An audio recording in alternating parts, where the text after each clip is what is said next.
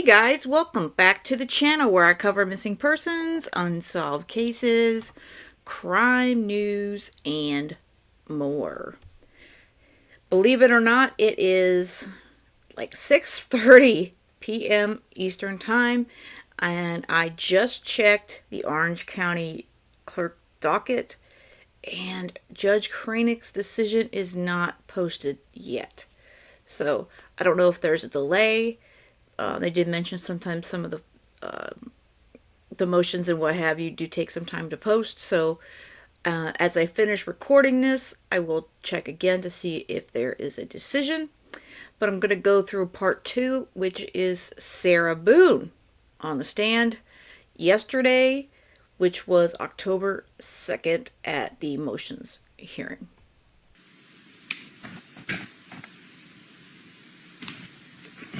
Any further witnesses, evidence, or testimony, sir? Judge, I'd like to call Sarah Boone. Ms. Boone can approach the podium. She was previously sworn at the beginning.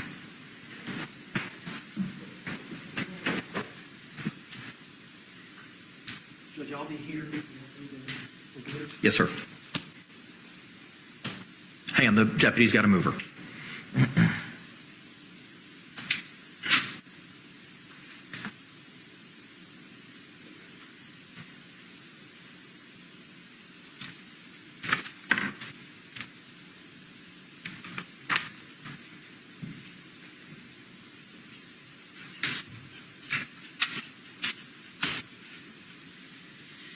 Ma'am, you've already been sworn. Counselor, you may proceed. And would you please state your full name? Sarah Boone. Well, you're going to have to speak up or move the mic. Sarah Boone. Yes.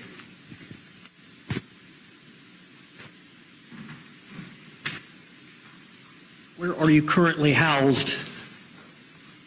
At the Orange County Corrections Department. Have you been there since February the 25th of 2020? Correct. Was that the date of this interrogation that we're here for on this motion? Yes. All right. Let me take you back to the morning of finding Jorge Torres in the suitcase.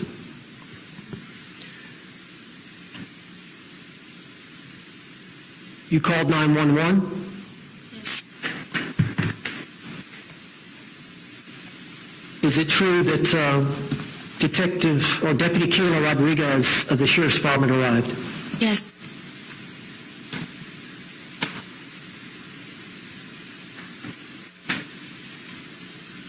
What mental state did you have at that time? I was very confused. It was very hazy. I didn't understand the monumental amount of people that were there and what they were doing with taking things from my home. I was worried about my dogs. I was worried about my son. I was in shock. I was traumatized by the situation, and then trying to focus on everything that was going on at my home. I was hungover. I was still, I believe, intoxicated to a degree. Objection, Judge. Okay. She's worried about her dog. She's worried about her son. She's overwhelmed. She was hungover, which, just wait, Mr. J from the prosecuting office, he will totally get her on this. But notice, not once does she say she was upset or worried about her boyfriend, George. Move to strike. This is outside their motion to suppress. They have not made any allegations that her statement was involuntary because of her mental state or state of intoxication. Response? Judge, we're talking about, I'm just getting some preliminary information. But Her interrogation is the next day. the state has an obligation, and the case law cited by the state requires specificity in the motions. So it's not a game of 20 questions and a surprise. Okay. This is the day before the interrogation. I understand that. We're not talking about an intoxication. But are you going to be arguing anything in conclusion as to what happened on February 24th led to any coercive or coercion behavior on behalf of the Orange County Sheriff's Office on February 25? Are you going to bootstrap or link any of those things together? the interrogation in the squad car and what was said to her prior to getting in the squad car that relates to what she said about it being routine protocol, yes. All right, I'm going to sustain the state's objection. Relating to the intoxication? Yes. Okay. It wasn't raised in any of the 3 motions that have been filed. Judge, I didn't ask her that. She volunteered that. I understand it. Okay. Objection sustained, and it's stricken. All right. Did you speak to the deputy about what had happened? Yes. Okay. And then, were you asked to stay on scene? By both, yes.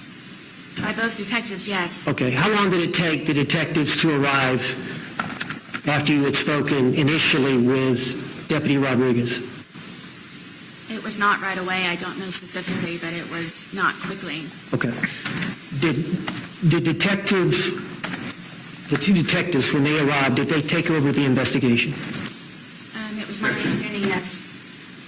No foundation for her to conclude anything. Sustained. At some point, were the detectives directing you what to do and where to go? Yes. Okay. Can you explain what the detectives told you as it relates to you getting in the car?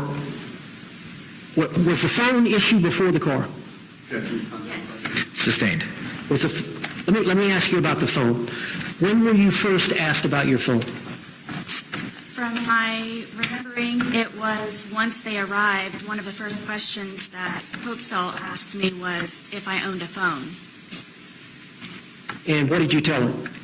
I told her it was on the kitchen counter. All right. And what happened next as it relates to the phone? I believe that it was brought to her with someone else. I don't remember. Objection calls for ceasefire. Sustained. What was the next thing that you were told or talked to about as it relates to the phone? Unlock it. Who told you that? Detective Hopesall. How did you unlock it? She handed it to me, and I unlocked it. How do you unlock your phone?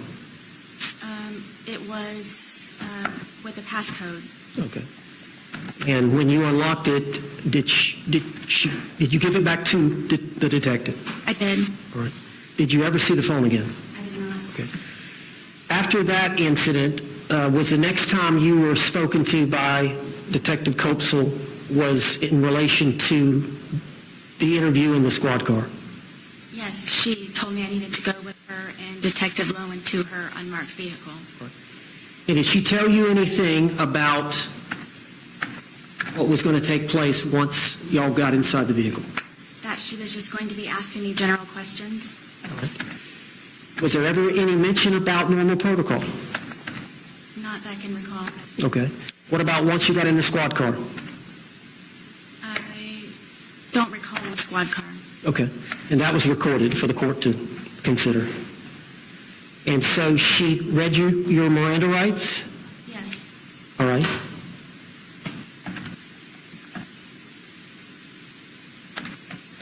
Did you answer the questions? I did. Did they ever indicate to you that you were a suspect? No. Did they ever indicate to you that you were a person of interest? No. Did they ever refer to the videos that you recorded on your phone from the night before? No. Were you ever questioned about those videos at the scene? I was not. All right. After they finished interviewing you in the unmarked vehicle, were you allowed to get out? Yes. Were you allowed to leave the scene at that point? I was instructed by both to not. Okay. And how long did you stay on the scene? The entire time.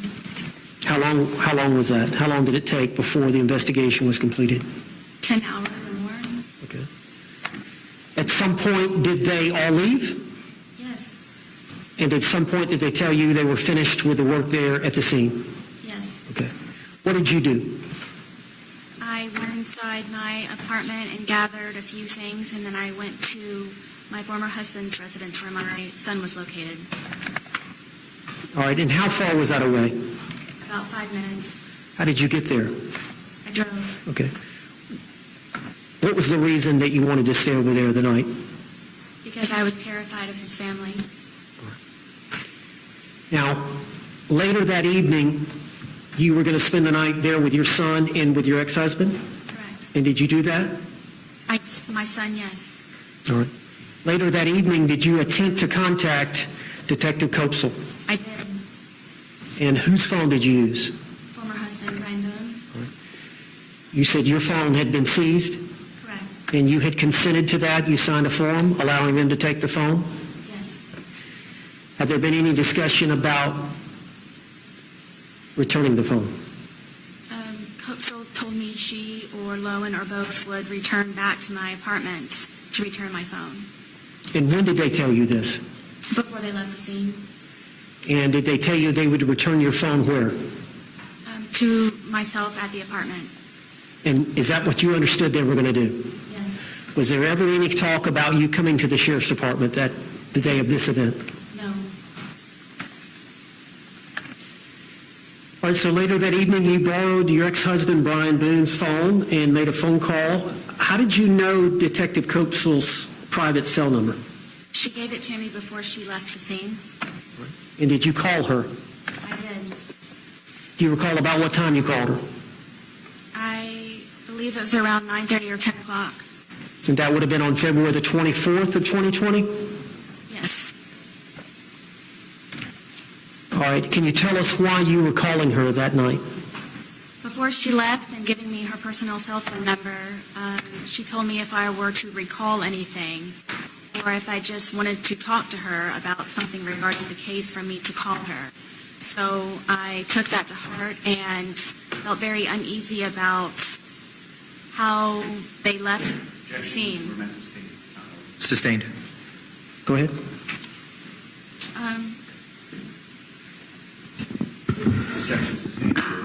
There's no pending question at this time. Okay. You were concerned about the case and you wanted to call her. Yes. And did you talk to her? Yes. What did you say to her? I told her, in all honesty, that I felt that she was trying to trick me. Objection. You're eligible for statement. Sustained.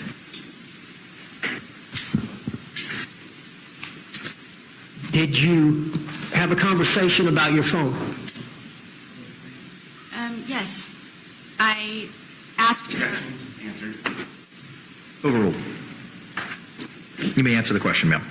Did I call for a yes or no? She said yes, and now I don't know what's pending and how to object.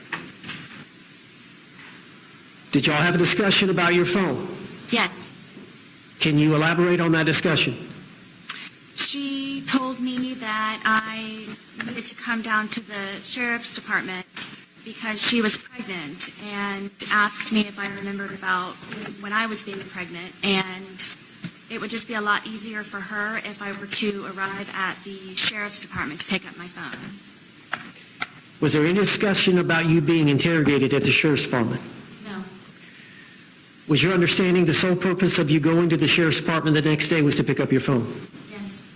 And the sole reason for the change in plans from them bringing the phone to you was because Detective Copesel was pregnant and not feeling well? Correct. So the next afternoon, did you drive to the sheriff's department? I did. Tell us, when you parked your car, where you went, what happened? I parked my car and left everything as regular in my car and walked through the front door and went to the window asking who I needed to see, and they, I guess, rang them upstairs, and Detective Lowen came downstairs, and I thought I was supposed to be picking my phone up over at a particular window, and he says, no, your phone is upstairs, so we would just like for you to come upstairs, and that's where you can pick up your phone. All right. And so did he escort you upstairs? He did, How did y'all get upstairs? in an elevator. And what was he wearing? I believe he was wearing a red shirt along with his firearm and black pants His firearm was on his waist? the entire time, yes. Okay. So y'all got off the elevator. Where did you go from there? He brought me into a small room, and they had me sit down, and then from there I had a list of things that I was going to ask them that I might need to do or that I could do. Okay. So from the elevator, Detective Lowen escorted you directly into the interview room, and we've got the recording, the audio and the video. You didn't go anywhere else prior to that time. Was there any discussion that you made outside, any discussion between you and either detective about anything, the phone, questioning, anything before walking into that room? No. Okay. So directly off the elevator and walked into the interrogation room. Correct. And then we've got the video on that.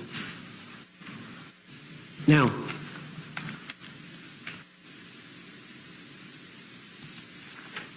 you and I have watched the video, correct? And you've seen the motion where I've referred to the questioning, where she asked you to sit down. Yes. You recall that happening? Yes. Did that refresh your memory watching the video? Yes.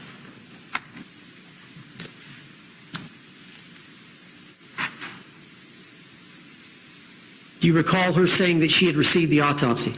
Yes. Do you recall her saying, I want to read you your rights again because we have to talk about that, referring to the autopsy? Yes. This was prior to you being read your Miranda rights. Correct. And she also said, we're not done talking about the incident. You recall that? Yes. And then she said, we just have to do it. Yes. How did that make you feel? Sustained. Were you trying to comply with the officer's demands? Overruled. In every way. Were you trying to cooperate? In every way. Were you polite with them? Very. And when she said that, we just have to do it, you said, just like we did yesterday. Yes. And then you said normal protocol. Yes. Is that what she had said the day before? What do you mean? Normal protocol. Yes. Had she said the same word? You said normal protocol to her. I was reiterating to her what she had said to me the day before.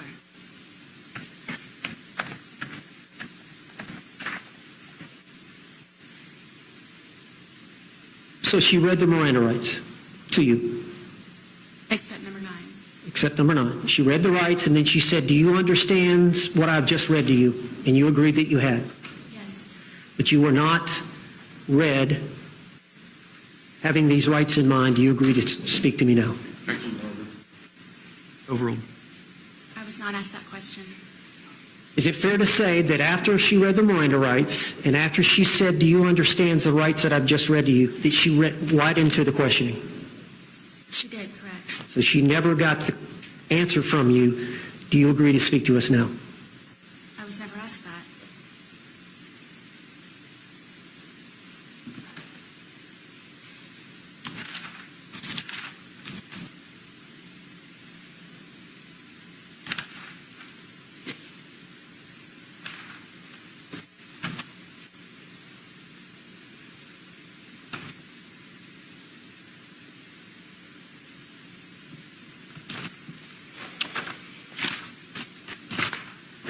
The way that she acted, the things that she said,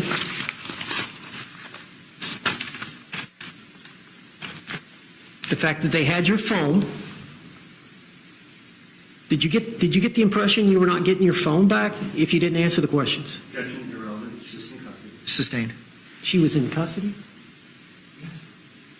Yeah, it's been conceded by the state in their response that it was a custodial interrogation. Okay, but she wasn't aware of it. She wasn't aware she was in custody. What does her subjective perception matter? Well, Oh, I love it. He goes, she was in custody? I mean, the shock value in his face and his voice was, duh. I mean, they already conceded that previously, that when she came in that day to the sheriff's office, they were not going to let her leave. They were going to arrest her one way or the other. They've stated that. under the circumstances, it would matter. I mean, she didn't feel she was free to leave. She was in an enclosed small space. She was That all goes to she was whether or being not- let me finish. She was being questioned by two lead detectives, homicide detectives. One of them was wearing a firearm. She was trying to cooperate as best she could. I think her position is that she was coerced in answering the question. What does that have to do with coercion? Those are all factors that under Ramirez as to whether or not it was custodial. Well, I know some of the factors are whether or not the interrogation actually happens in a police station or not, or whether it happens outside a police station. So just that environment alone. That goes to whether or not it was a custodial interrogation. Okay. I'm struggling with the connection on that being noncompliance with Miranda, coercion, or the third ground of voluntariness. Well, I think it goes subjectively to her and what she was feeling, if she had a free choice or not, based on subjectivity matter. Excuse me, based on Subjectivity matter under the case law. based on the circumstances that she was dealing with at the time, whether or not she felt she had a choice. But what does her subjectivity have to do with that? I believe it's relevant. Objection's overruled. I'm sorry, the objection's sustained. I apologize. Did you understand you were not going to get your phone back until you answered their questions? Objection relevant. Sustained. Did you have some questions for them at the end? I did. Did you feel like you had a choice in answering their questions? Objection relevant. Sustained.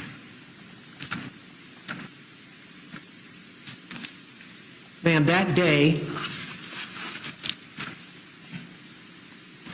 you came to the sheriff's department to get your phone? Yes. Did you know that you were going to be placed in custody? I did not. Did you know that you were going to be arrested? I did not. Did you know that you were going to be questioned? I did not. Were you trying to cooperate with law enforcement based on her statements that you have to talk to us? Yes. Objection relevant. Overruled.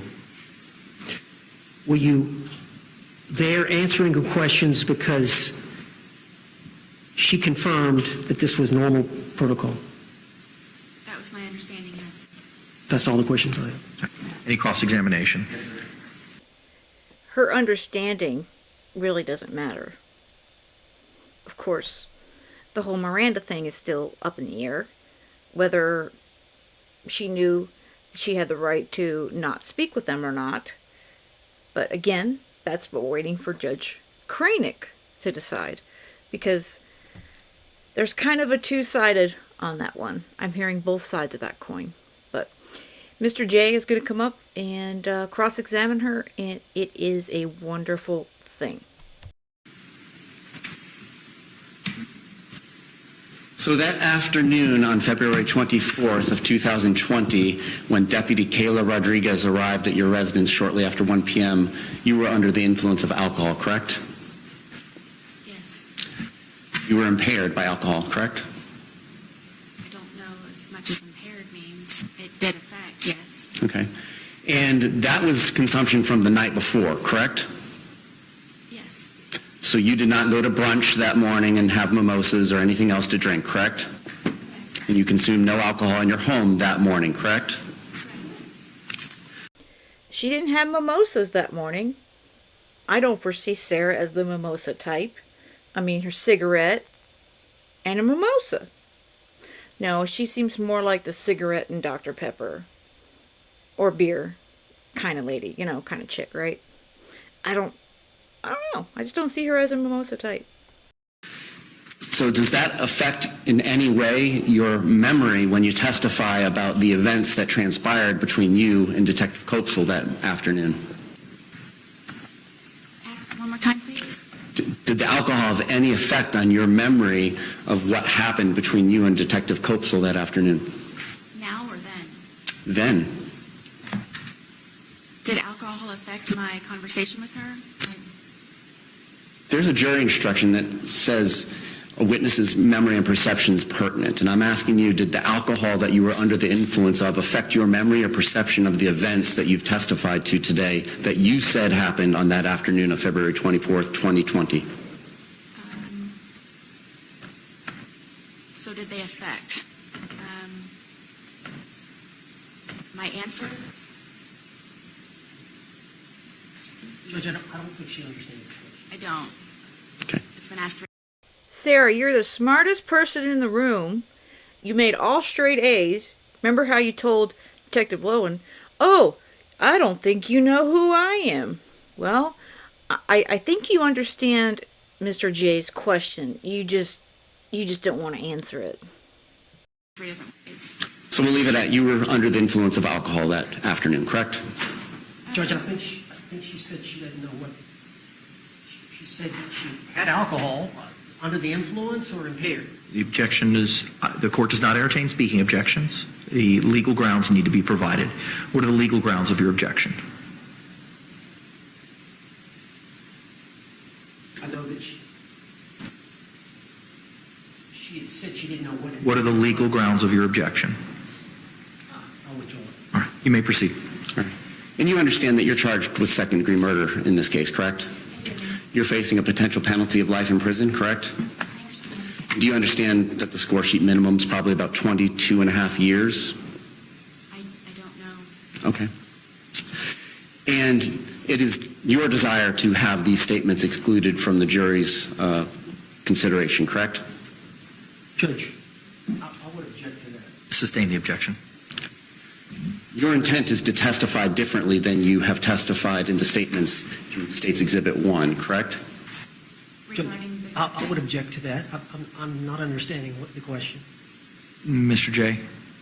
Judge, a witness's bias is always at issue when they take the stand, and it's our position that her credibility for all the things that she has testified to today, that particularly the things in conflict with Detective Kopsel's testimony, and the court, of course, in a motion to suppress, has to consider the credibility of the witnesses, and you are in the best position to do that. The appellate courts are going to be very deferential to you. It's our position that she's biased. She is charged with second-degree murder. She's facing life in prison. Based on the examination that both state attorneys and defense counsel and the state's expert witnessed today, it is the state's belief that she is intending to testify differently than she testified in the statements that she provided to law enforcement in State's Exhibit 1, and therefore she is biased in all the things that she's testified about today because it is her intent to get this statement, all these statements, or the statement on 225 thrown out so that she is not going to be cross-examined and impeached with it so that she can testify the way that she testified this afternoon. Response. Judge, I agree with the impeachment about being under the influence. I agree with the impeachment about what she's facing, that she may be biased because she's facing potentially life in prison. He claims 22 years on the low end. I agree with all that. We just got through at the jail meeting with the state's expert who evaluated Sarah Boone. I was present. The two prosecutors were present. It wasn't recorded. He can't be a witness now. If he's going to question her about what was said during that evaluation, then he's putting himself potentially to be a witness down the road. I don't think that's proper cross-examination about what she said there versus what she's saying here. Anything further? Mr. J. I am not specifically asking her what she said that was different. And obviously, if I did and she testified differently, I would have to accept that answer. There's no way for me to extrinsically impeach her with that due to the brevity of the time frame that we have all been subjected to. But I do believe it's a fair question to ask her whether or not she intends to testify differently than her statements that are in State's Exhibit 1 and consistently with how she testified this afternoon, and that she understands it would benefit her if these statements are excluded. So I'm going to sustain the objection based on how the question was asked. I'll allow you to revisit it based on how you just explained it to me. You gave statements to an evaluator this afternoon, did you not? I did. All right. And without going into the details, would you agree that there are some differences in those statements as to what is in the statements you provided to law enforcement on February 25th of 2020? Yes. And you understand that I would be able to cross-examine you on giving inconsistent statements at trial if you take the stand, correct? I understand. And so you understand the benefit of this motion to suppress being granted? Of course. No other questions? Any redirect examination? Okay. We can have Ms. Boone return back to counsel's table. while she's in the process of returning to counsel's table, anything else further from an evidence or testimony perspective from your side of the ledger? No, sir. Okay. Anything else from the state other than argument? Just argument. Okay. All right. Once Ms. Boone's seated, we could proceed with any argument. And as the court identified previously, I have reviewed all y'all's authorities that were provided.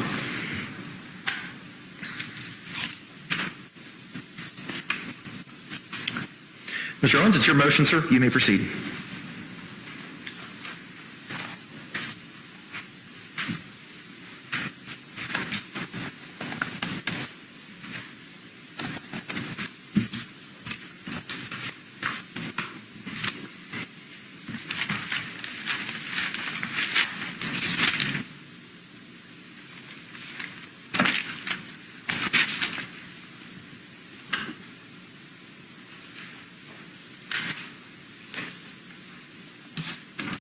Of note, you notice how different Owens is compared to the state? Mr. J, for example.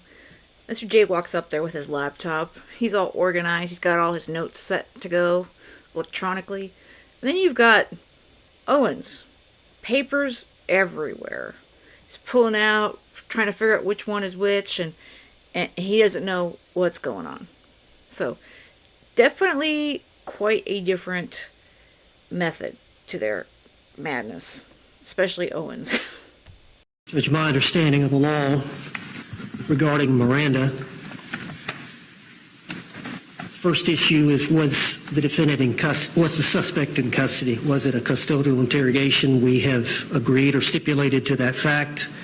We're referring to the 2-hour interrogation at the Orange County Sheriff's Department. Specifically, we're referring to about the first minute or two of that video.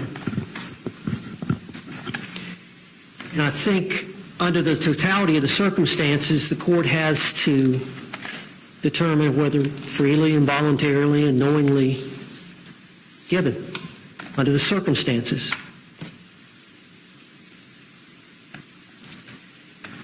Judge, law enforcement, after they get a valid waiver of rights, that I'm not going to be silent, that I'm going to answer questions, go ahead, ask me and I'll answer the questions. Once that happens, law enforcement is trying to get a confession. Law enforcement is trying to get admissions that they can later use at trial to impeach the defendant and convict him. The law allows law enforcement at that stage to use deception, to lie, to trick. We found the murder weapon. It's got your DNA on it. Your co-defendant has come in here and confessed and implicated you.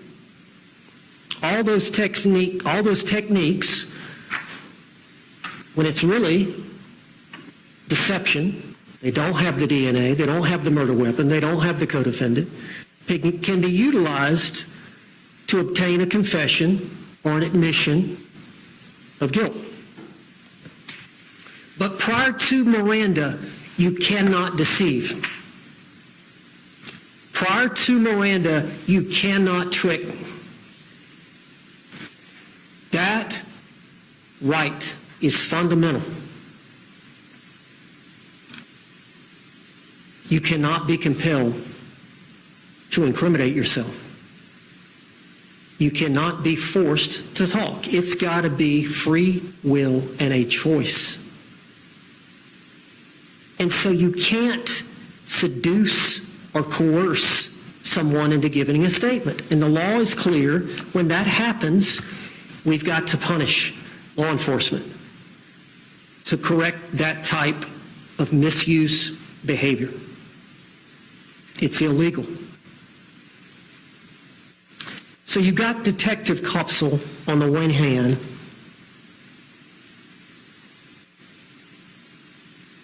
I got to read your rights. And you have a right to remain silent. But within a minute before,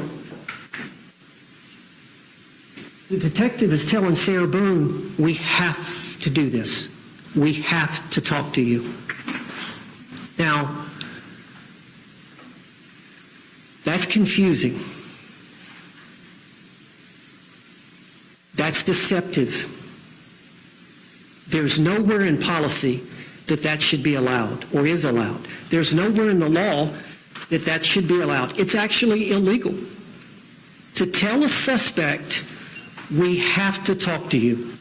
We just have to, before reading Miranda rights. That is an illegal statement.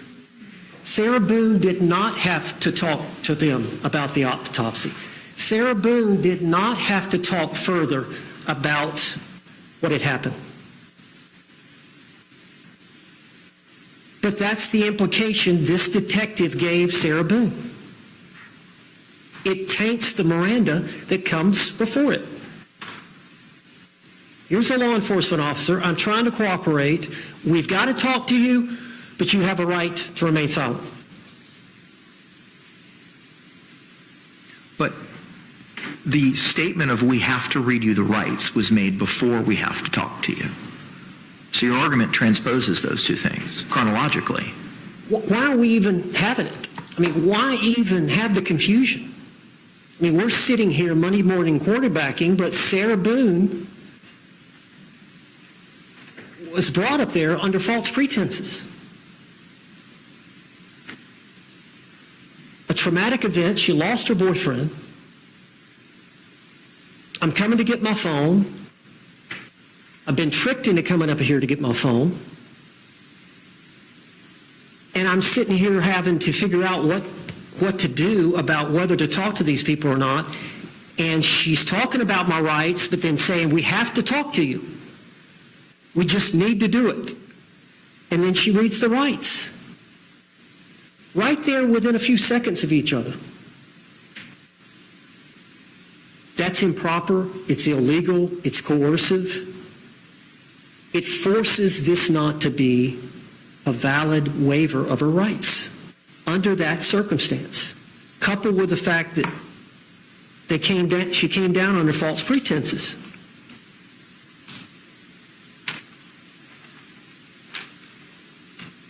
Coupled with the fact she doesn't have the ninth question.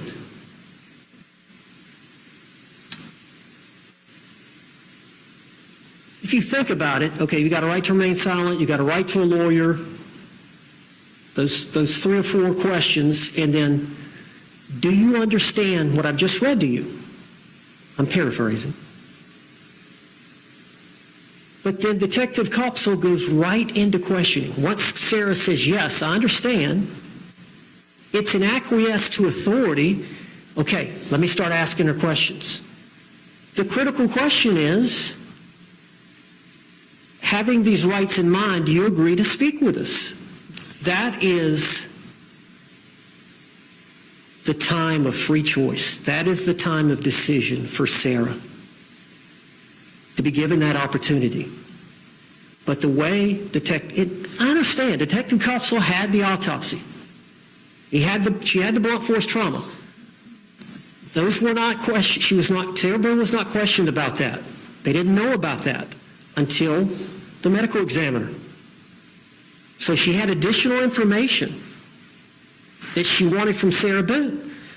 She had the 2 videos from Sarah Boone's phone. She had additional information from the phone that was inconsistent with the statement that Sarah had given the day before.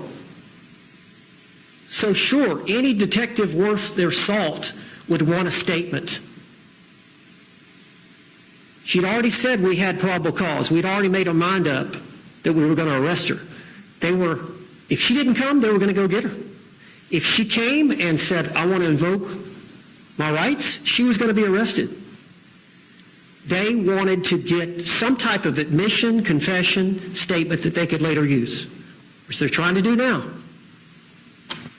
But under the circumstances, the totality of the circumstances about how she was induced to come down there, about telling them that she had to talk, Judge, it was coercive.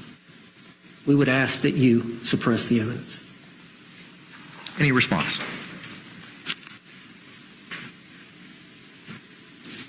Judge, the United States Supreme Court has said that confessions are good.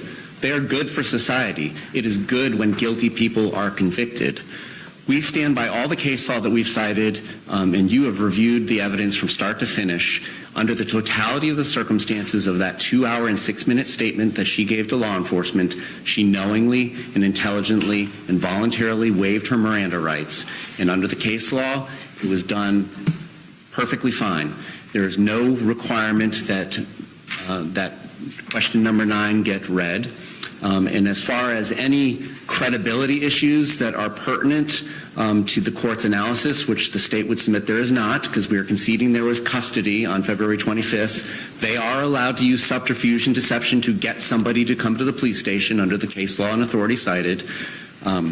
But if there is anything that is dependent upon the credibility of either the defendant's testimony or Detective Kopsel's testimony, the state would argue for the reasons of her being impaired by her own admission on the afternoon of February 24th, still from the night before, that her credibility is less than Detective Kopsel's, and of course she has a bias and interest in the outcome of the case, whereas Detective Kopsel has no motivation to not tell the truth about whether she used deception to bring the defendant down to the police station, because that's perfectly acceptable.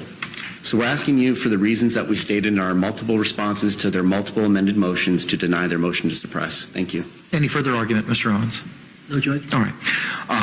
Tomorrow is a court holiday. The court has had the opportunity to review all the case law.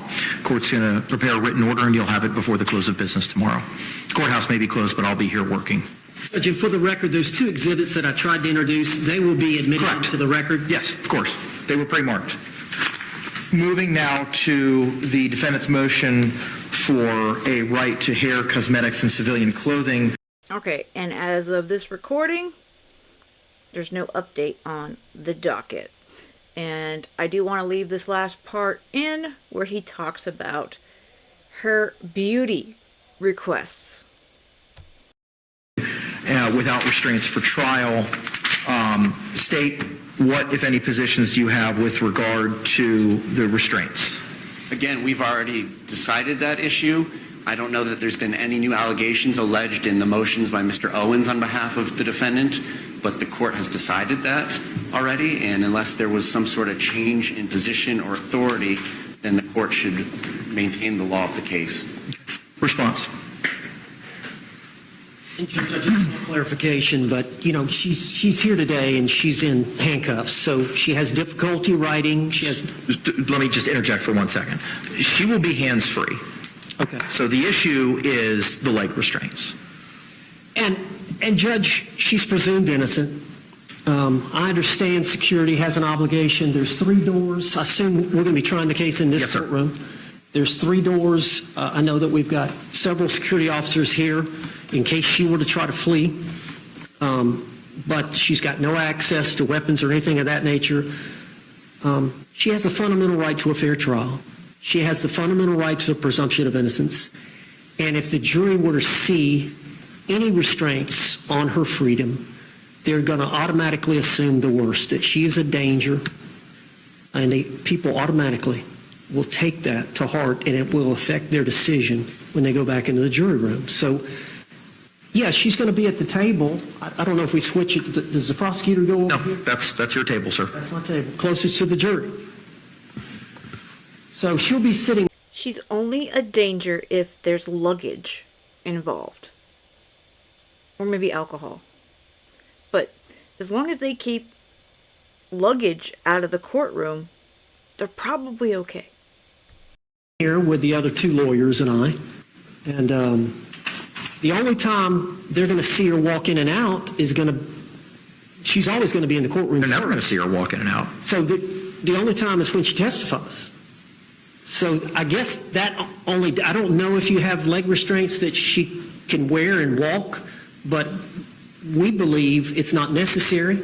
And of course, we definitely don't want them to see her walking funny or hear something funny or see something funny as she's walking from the defense table to the witness stand to testify on her own behalf.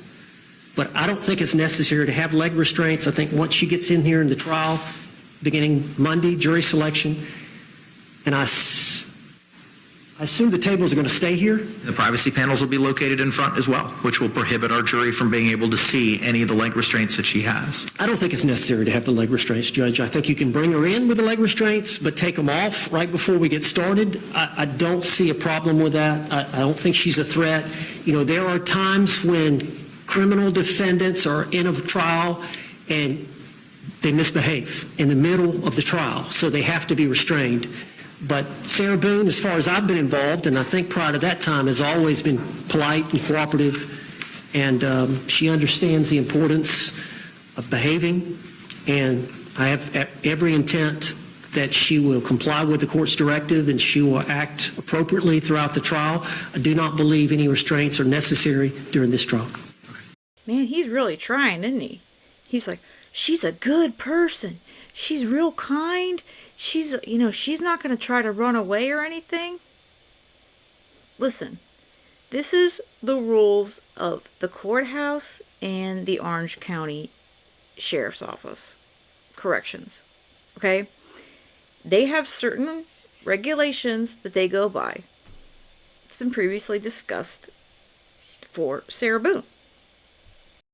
Anything further as to that issue? I don't believe that's case law authority on the issue. Okay. Police. All right, thank you very much.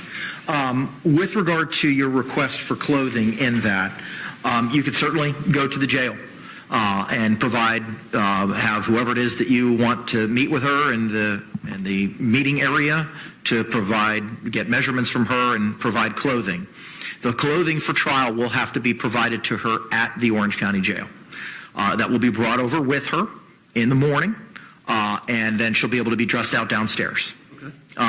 So your motion will be granted with regard to the clothing. You'll have to address with the jail having a person come in there to take her measurements. They may have to be with you, counselor, in order to facilitate that. But the clothing will have to be dropped off at the jail, and it will be transported with her in the morning each day of trial.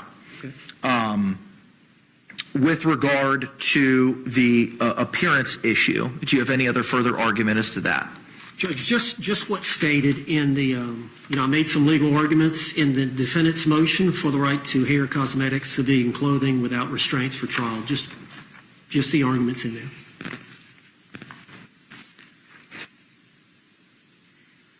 And the Estelle case that you cited spoke to being dressed out in a prison garb. Doesn't really address a prison guard in shackles. It doesn't address any beautification or anything along those lines. I just think it's just part of a fair trial. The other problem is it's contraband. That stuff's not even purchasable at the commissary at the jail, any makeup or anything along those lines. Well, I'm going to have the two paralegals here. I say the paralegals. One's a lawyer now, and the other is a consultant, but they're females, and they can bring the cosmetics in and apply it either here in the courtroom or just outside the courtroom. I'm sure there's a waiting room. There's no place where we can apply any. You can't put them back there because we can't allow access back there. That's for corrections and for the sheriff's department and for the inmates. Can she be allowed? Can the two females on the team, can they be allowed to apply some type of makeup to Ms. Boone? State? We don't have any dog in this fight. I've never heard of it happening. That doesn't mean it's not permissible, but if you want to try to do it here in the courtroom, that's fine. But be advised that when we start court, we start court. So and I intend on starting it at 9 o'clock every morning. So I'll have pleas every morning in other matters because the court still has other business at 8:45, and I plan on bringing the jury up at 9 until we select one, and then starting at 9 every day thereafter. So your motion will be granted with regard to the clothing. You can perhaps someone attend travel to the jail with you, sir, Mr. Owens, to take the measurements. You'll have to provide clothing at the jail. With regard to the appearance, it's denied to have anything happen at the jail or happen in any of the secured areas. But if you want to attempt to have members of your staff apply makeup prior to trial, you certainly can do so. Court will provide you a written order with regard to the request to removal of the leg restraints. But the hand restraints will be removed. Judge, and then I think there's something about hair as well. I think that it falls under the same Okay. analysis. It needs to be done in the courtroom. Yes, sir. And then the last item teed up for today is the, oh, I'm sorry, yes. Yes.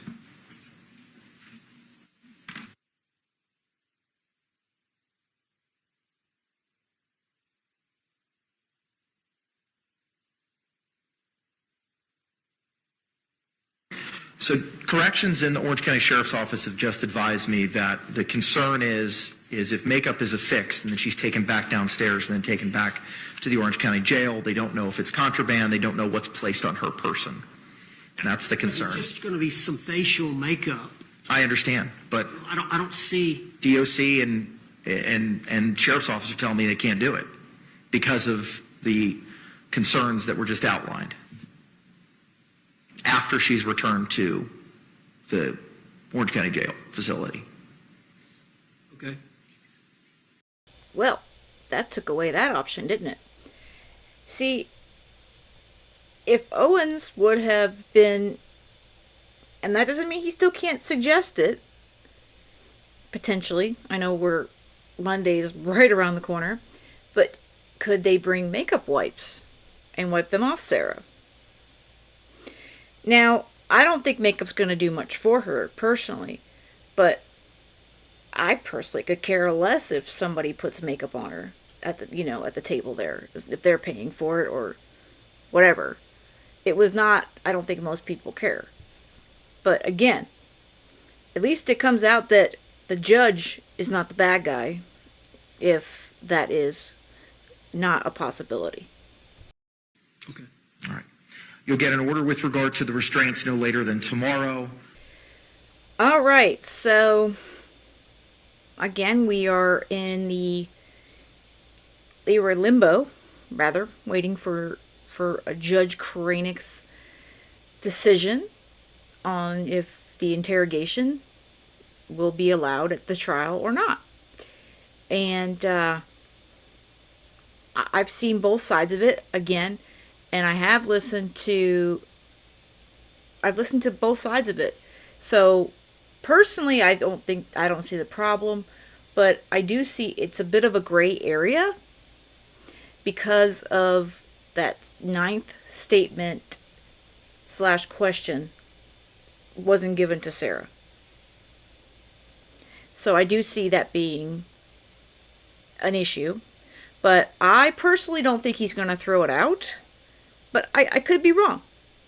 Again, I'm not a legal expert, but I have listened to Peter over at The Lawyer You Know, and like he said, he doesn't think it's going to be thrown out either, but there's reasons why it could potentially be.